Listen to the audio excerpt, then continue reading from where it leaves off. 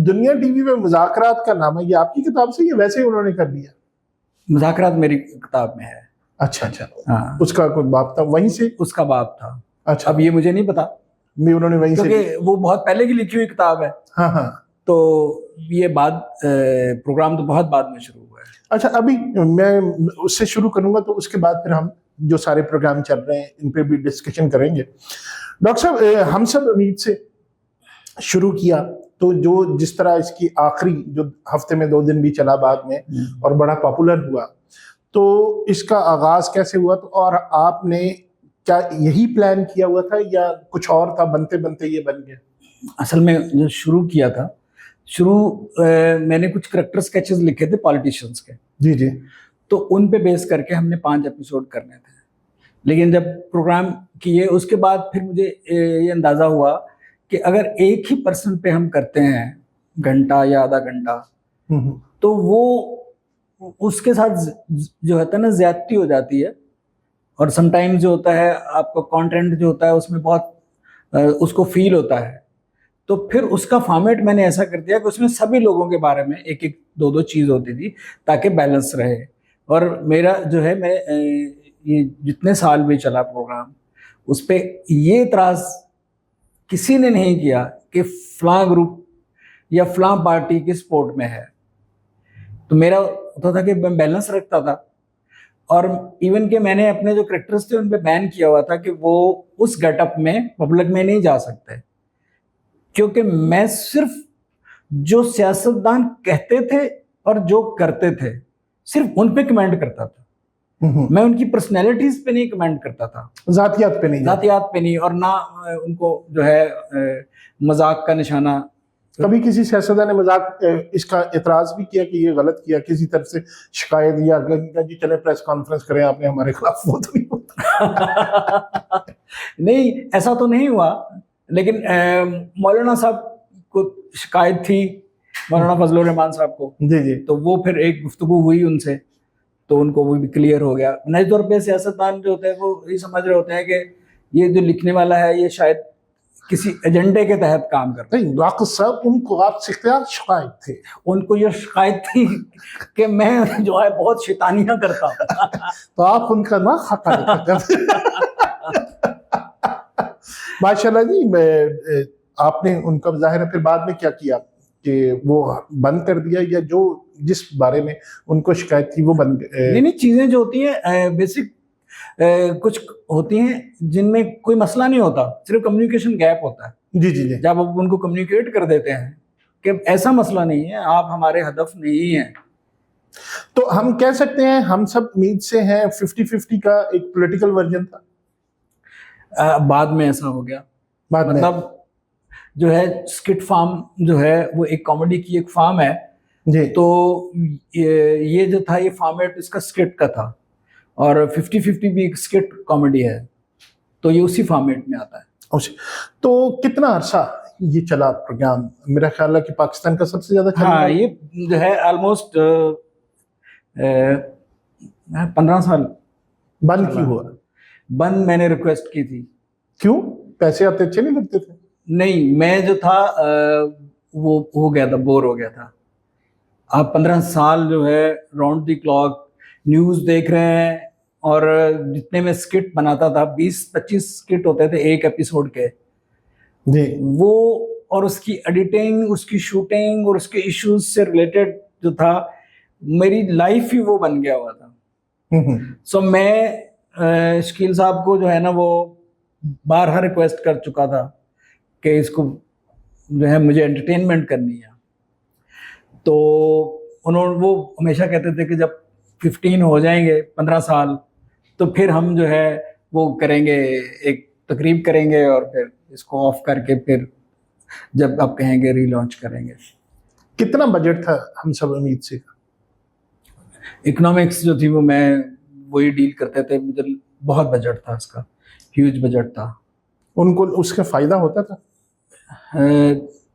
मेरा ख्याल प्रॉफिटेबल था बिजनेस? मेरा ख्याल है जब तक कोई चैनल टीवी पे कोई प्रोग्राम चल रहा होता है वो प्रॉफिटेबल होता है।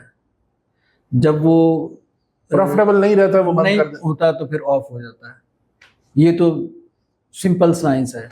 अच्छा डॉक्टर साहब, मैं चूंकि ये सवाल भी इसलिए कर रहा हूँ, बहुत सारे हमारे जानने वाले दोस्त हैं या नए टीवी चैनल्स आ रहे हैं, तो उनके लिए भी एक गाइड होगी, तो वो बड़ा पैसा इन्वेस्ट करने से घबराते भी हैं कि ये बहुत महंगा प्रोग्राम है। अब फार्मूला प्रोग्राम आ गए, आपने देखे होंगे कि 4-5 कॉमेडियंस असल में जो है ना, अब तो वो प्रोग्राम करना बहुत आसान है, बहुत कम वसाइल में हो गया है, क्योंकि डिजिटल हो गया है ना। जी जी, और चीजें जो है, इनकम डिजिटल से भी काफी उसके स्किट से आ सकती है। स्किट्स भी, वो प्रोग्राम ही डिजिटल का था।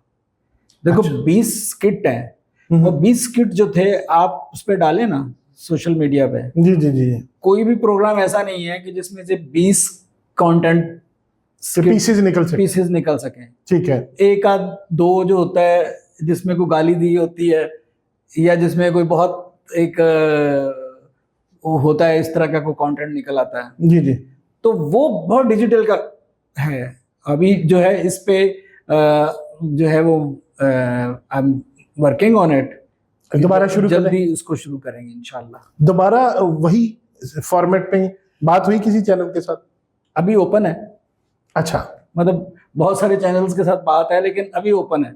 अभी ओपन अच्छा, नहीं ये आपकी बात बिल्कुल ठीक है कि जिस तरह लोग फॉर्मेट पे, आप डिजिटल पे भी उतना इन्वेस्ट कर रहे हैं, फिर आपके जिन चैनल्स के 2-3 चैनल्स हैं एंटरटेनमेंट पे भी चलता है, वो तो अपने पैसे तो पूरे कर लेते हैं। फर्ज करें इसका एक अच्छी खासी अमाउंट भी है, तो ये एक प्रॉफिटेबल या कह लेंगे इकोनॉमिकल प्रोग्राम बन सकता है। देखिए प्रोग्राम जो होता है ना, जितने पैसे इस वक्त इन प्रोग्राम्स पे लग रहे हैं ना, जिन पे गेस्ट बुलाए जाते हैं, गेस्ट सेंट्रिक हैं जो सारे। हाँ हाँ, उससे जो है कम में ही बनेगा। अच्छा, सिर्फ इसमें ब्रेन बहुत लगेगा, हाँ, और मेहनत बहुत लगेगी। और प्रॉब्लम सिर्फ है कि ये प्रोग्राम दोबारा किसी ने बनाया नहीं, इस पे हाथ नहीं डाला, तो उसकी वजह बजट नहीं है। आपने खुद भी जो है वो किया था, तो आपको अंदाजा होगा कि कितनी मेहनत बहुत है इसमें, है ही सारा काम। हाँ, बंदे का पीछे जो माइंड है वो चाहिए इसके लिए। तो अभी लोगों के जहन में होगा शायद कि कोई बहुत ही महंगा प्रोग्राम है। भाई महंगा आइडिया होता है, महंगे थॉट्स होते हैं, और उनको एग्जीक्यूट करना, ये सस्ता एग्जीक्यूट करना ही प्लानिंग है, यही सक्सेस है। आजकल जो है वो कमाई क्या है, बचत ही कमाई है। बचत ही कमाई, बिल्कुल बिल्कुल, कि जितने कम बजट में आप बनाएंगे वही कमाई। फिर मेरा ख्याल है कि आप आज के दौर में तो वो ज्यादा इकोनॉमिकल इस तरह भी, जिस तरह आपने बात की, आपके पास ट्विटर है, आपके पास फेसबुक है, आपकी यूट्यूब है, वो तो आप जो है सोचेंगे उन 20 में से अगर 4-5 ही अच्छे स्किट निकल आए, हाँ, तो उनकी क्या, जैसे अभी आज ही हम देख रहे थे कि जिस तरह महंगाई, हम गाने आप भी लिखा करते थे, हम भी लिखा करते थे, हर एपिसोड में एक गाना, फिर उसको शूट करना, जिस तरह गाने हमने बिलों पे महंगाई पे बड़े लिखे, अब उस पे बात ही नहीं उस तरह होती। यानी कि जो एक आपका अंदाजे तहरीर था या वो प्रोग्राम थे, वो पब्लिक की तर्जमानी भी कर रहे होते थे। हम जो थे पब्लिक इश्यूज पे रहते थे जी, हम उन टॉपिक्स पे बात करते थे जो लोगों को फेस हो रहे हैं जी। वो महंगाई है, वो बिल है, वो और जो है मुख्तलिफ महकमों की करप्शंस हैं, फिर पॉलिटिकल लेवल पे क्या जो है बैड प्लानिंग्स हो रही है, हर उस चीज़ पे हम बात करते थे। अब बात किस चीज़ पे होती है? कंट्रोवर्शियल टॉपिक्स पे। पब्लिक को उसी वायरल वीडियोस में लगा दिया गया है जो और उनके इश्यूज पे डिस्कस ही नहीं होते। मतलब 95% औरतें जाहिल हैं।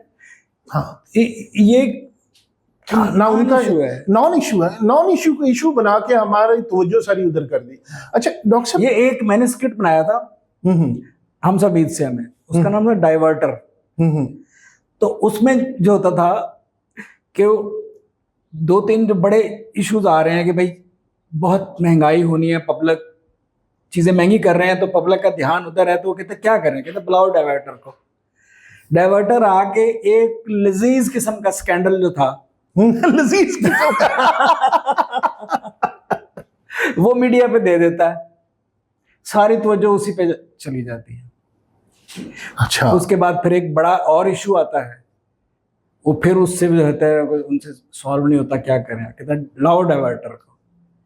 डाइवर्टर आके फिर जो है एक ऐसी अजीब सी एक चीज क्रिएट करता है, सारी ध्यान उधर लोगों का। तो ये डाइवर्टर्स हैं सोसाइटी के, माशरे के।